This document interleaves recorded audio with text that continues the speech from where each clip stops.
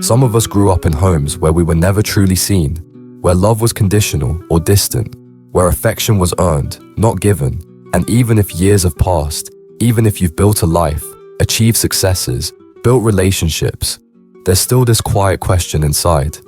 Why do I sometimes feel like I'm hard to love? If this resonates with even a small part of you, stay with me, because what we're about to explore just might give language to feelings you've carried for a lifetime without knowing why. I'm going to explain what happens inside a child's developing mind when love is scarce, inconsistent, or absent, and how that shapes adulthood in subtle but profound ways. And I promise, this isn't just about pain, because inside this understanding is a path to healing and even transformation.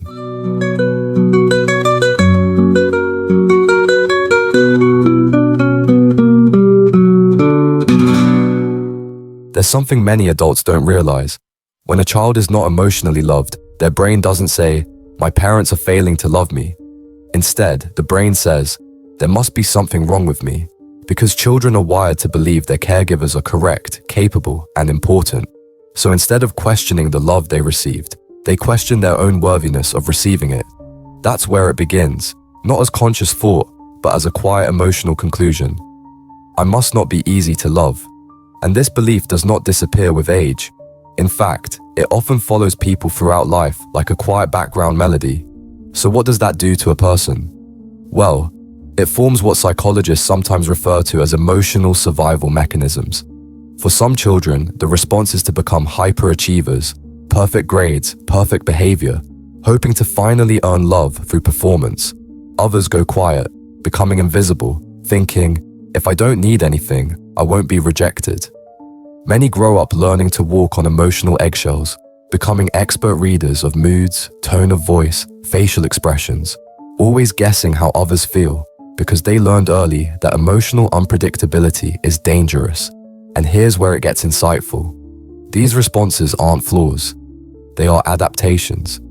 A child doesn't know how to ask for love directly, so they learn to survive without it, in the only ways they can. But let's look deeper, because there's a concept in psychology called internal working models.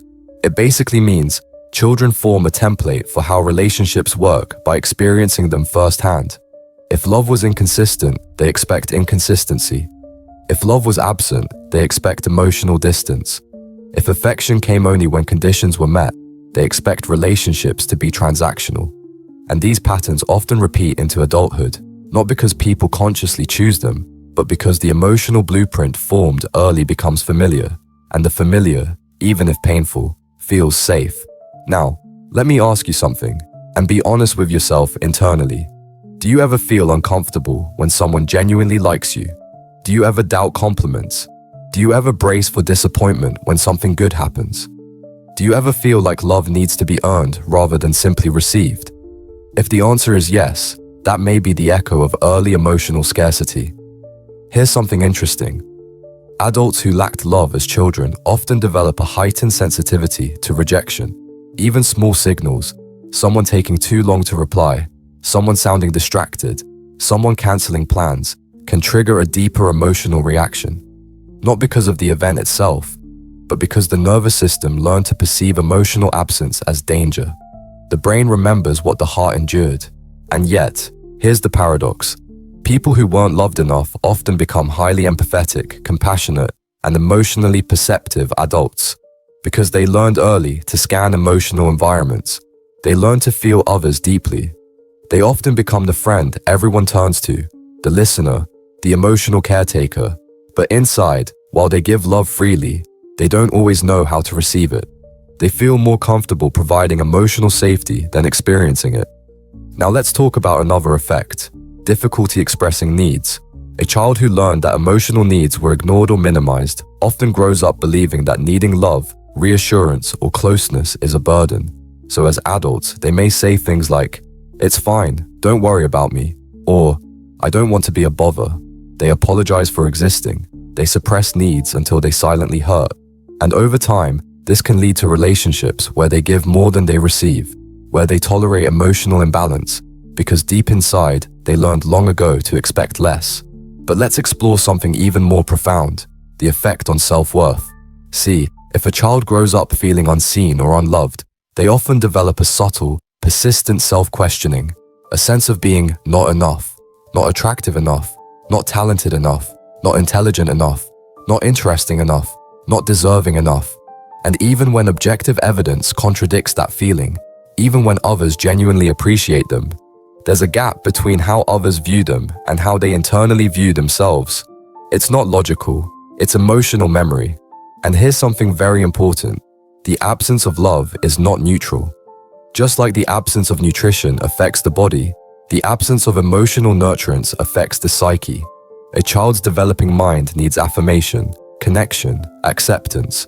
Without it, they subconsciously learn to self-silence, self-minimize, and sometimes even self-blame.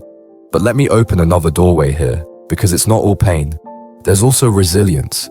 Many adults who lacked childhood love develop extraordinary strength. They become independent, hardworking, determined.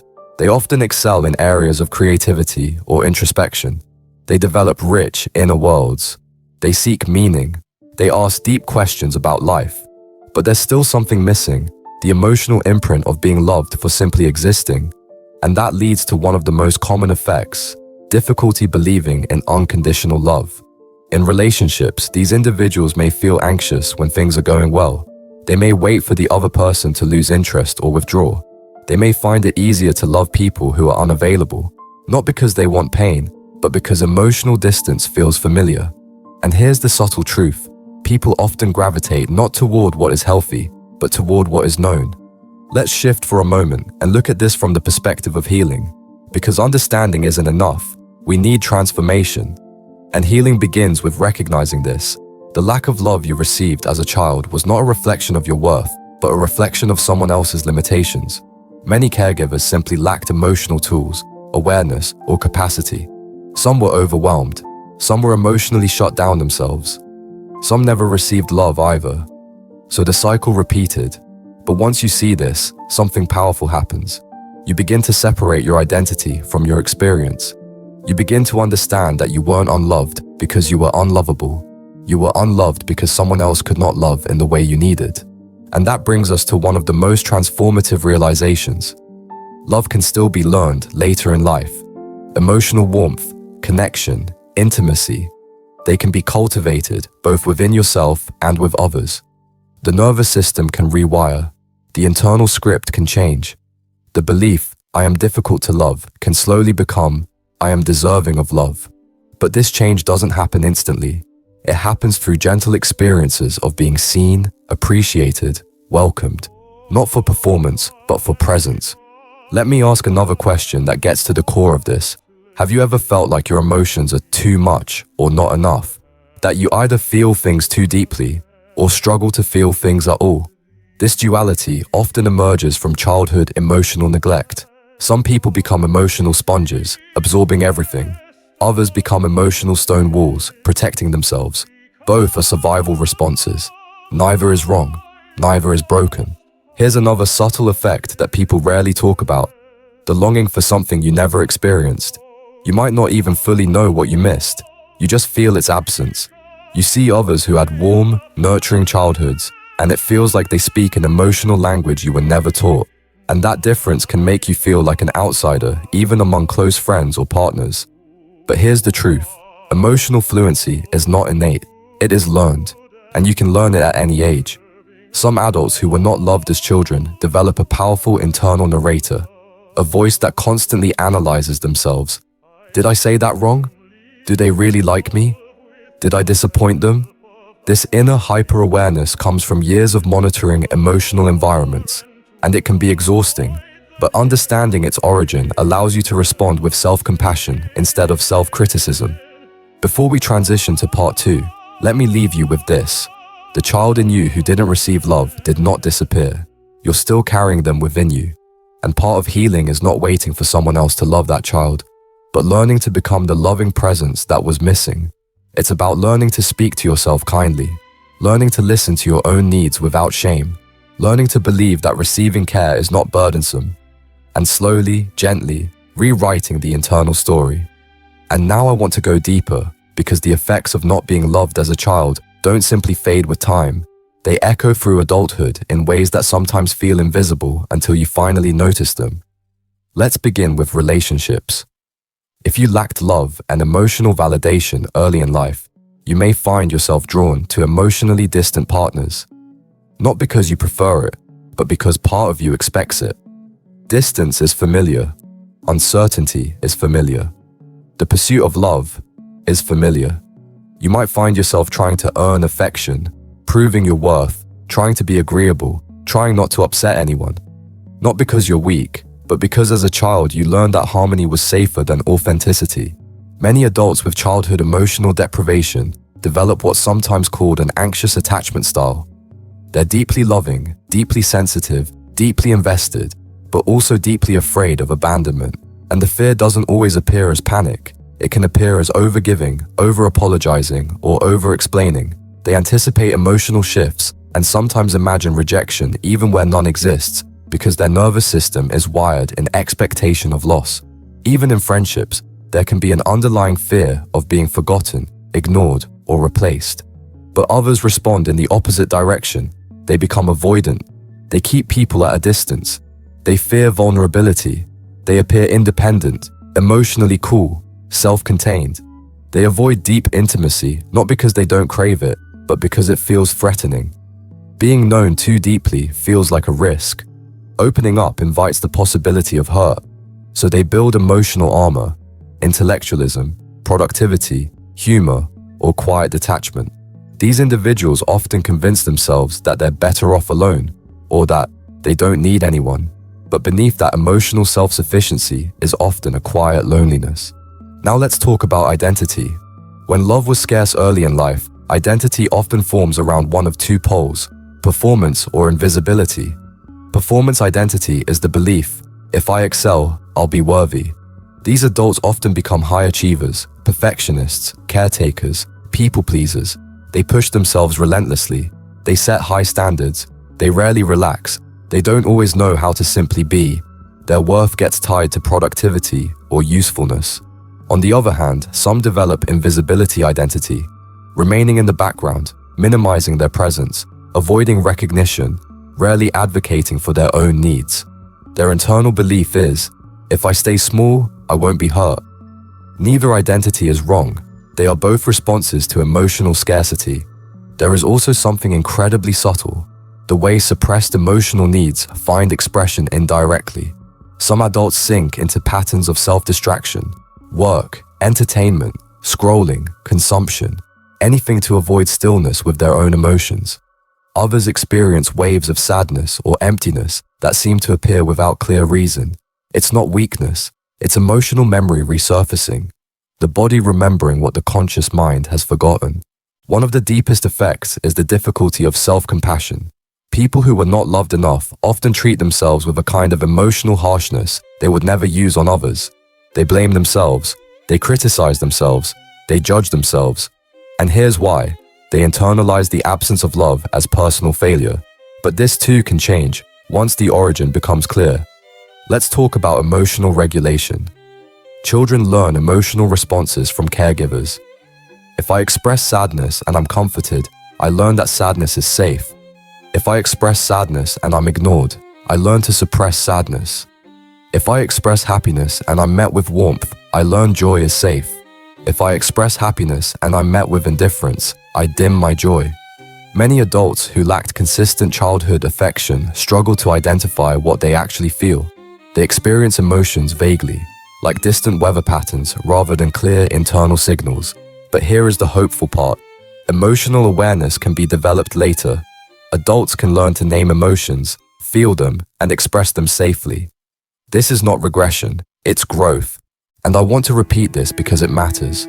The effects of not being loved as a child are not a verdict. They are not destiny. They are simply emotional habits, habits that can be unlearned. So how does healing begin? It begins with recognition, with understanding that the emotional patterns you live with are not character flaws. They are echoes of early experiences. The hypersensitivity, or the emotional shutdown, or the fear of rejection, or the people-pleasing, these are survival strategies that once protected you. Then comes self-witnessing, observing your reactions without judgment. noticing when you minimize your needs, noticing when you fear closeness, noticing when you apologize unnecessarily, noticing when you expect love to be withheld or withdrawn. Then comes gentle experimentation, practicing new emotional responses, expressing needs instead of burying them, allowing yourself to receive affection without suspicion, setting boundaries, learning to tolerate emotional closeness rather than flinching away from it. These changes are slow but transformative. And here's something deeply important. Love in adulthood does not retroactively erase childhood pain, but it does build new emotional foundations. It allows the nervous system to relearn safety. It allows the heart to soften. It allows the psyche to absorb a new message. Maybe I am capable of being loved after all. Many people think healing is about fixing something broken, but that's not accurate. It's about growing in places where you were never watered. It's about giving yourself the emotional nutrients you lacked. This might come from healthy friendships, from therapy, from meaningful relationships, from personal reflection, from creativity, from spiritual connection, or from simply sitting with yourself in compassion. There's another layer, forgiveness. And I don't mean forgiveness as in excusing what happened or pretending it didn't matter. I mean releasing the idea that your worth is defined by how others treated you.